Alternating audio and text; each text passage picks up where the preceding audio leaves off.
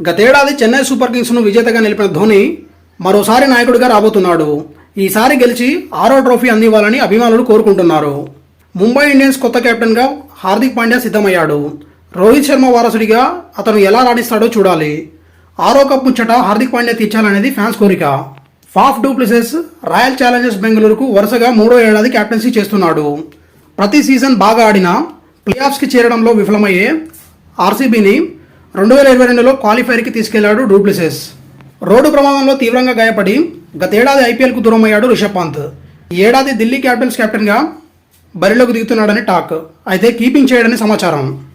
Mini వేలంలో 20,50,00,000 పెట్టి కొన్న ప్యాట్ కమిన్స్కు సన్ రైజర్స్ హైదరాబాద్ అనుకున్నట్లుగానే నాయకత్వ బాధ్యతలు అప్పగించింది. ఐడెన్ మార్క్రమ్ గతేడాది కెప్టెన్గా వ్యవహరించాడు. వెన్ను గాయంతో గతేడాది ఐపీఎల్కు దూరమైన శ్రేయస్ అయ్యర్ ఈ సీజన్ ఆడబోతున్నాడు. ఈ ఏడాది కోల్కతా నైట్ రైడర్స్ను నడిపించేది శ్రేయస్ అయ్యరే. హార్దిక్ పాండ్యా ముంబైకి వెళ్లిపోవడంతో గుజరాత్ టైటాన్స్ను శుభ్మాన్ గిల్ నడిపించనున్నాడు. టీమిండియాలో యువరాజుగా పేరుగాంచిన గిల్ ఏ మేరకు రాణిస్తాడో చూడాలి. రాజస్థాన్ రాయల్స్ను ఈ ఏడాది కూడా సంజు శాంసనే లీడ్ చేయనున్నాడు. 2022లో జట్టును ఫైనల్కు చేర్చిన సంజు శాంసన్ ఈసారి ఏం చేస్తాడోనని అభిమానులు ఎదురుచూస్తున్నారు. గాయంతో జాతీయ జట్టుకు దూరమైన కేఎల్ రాహులే ఈ ఏడాది లక్నో సూపర్ జైంట్స్ను నడిపిస్తాడని టాక్. ఐపీఎల్ సమయానికి అతను సన్నద్ధమవుతాడని సమాచారం. పంజాబ్ కింగ్స్ కెప్టెన్గా ఈ ఏడాది కూడా శిఖర్ ధావనే ఉండనున్నాడు. గతేడాది 8వ స్థానంలో నిలిచిన జట్టుకు గబ్బర్ ఏ మేరకు ఉత్సాహాన్ని ఇస్తాడో చూడాలి. Thank you for watching.